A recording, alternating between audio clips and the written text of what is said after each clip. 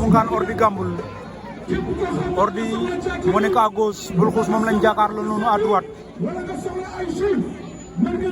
ndeysaan nee naa la ñaari xale yi xamante nañu ku ne daan na sa morom 2 fois fan la ñu mujj tey lay leer. Bulxuus jëlaat na tànk ba Bulxuus Ordi delluwaat nañ ci action ba mboot lan mooy xew. Bulxuus Ordi jeexagul de arbitre waaw ñoo nga sa suuf.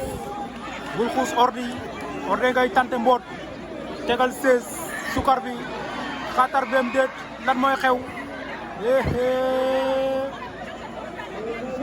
Ndeysaan jeexagul 3 appuis waaw 3 appuis arbitre sifflé nañu def na 3 appuis arbitre da leen owaat ci digg géew bi. Gamboul Bulxuus arbitre sifflé waat na combat ba. Ordinateur am na benn avertissement. waaw ci deuxième mi-temps bi la ñu nekk nii ndeysaan ñoom ñaar xamante nañu diggante Ngaan ak Gamboul. Bulxuus daw na jël ko Bulxuus jël na ko ñoom ñaar dañoo minante 2-2 la ñu def kan mooy jiital sa morom tey loolu ci kanam lay leer.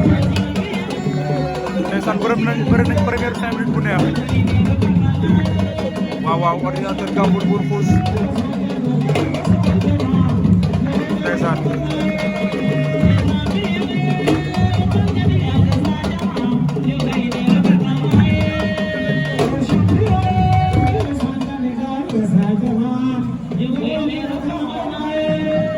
ba combat bi du jeexee par avertissement seen deuxième 5 minutes de combat la ñu nekk.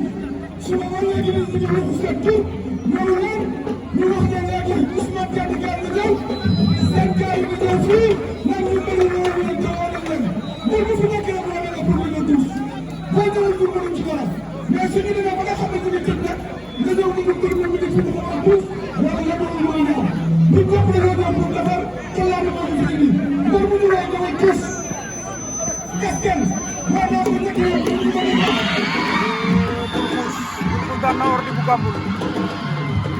Bulxuus daan na Ordi bu Gamboul.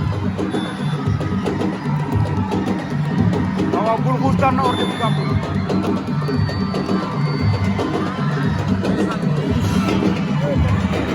waaw Bulxuus daan na Ordi bu Gamboul. waaw Bulxuus a ngi noonu de ndeysaan Bulxuus daan na Ordi bu Gamboul. waaw General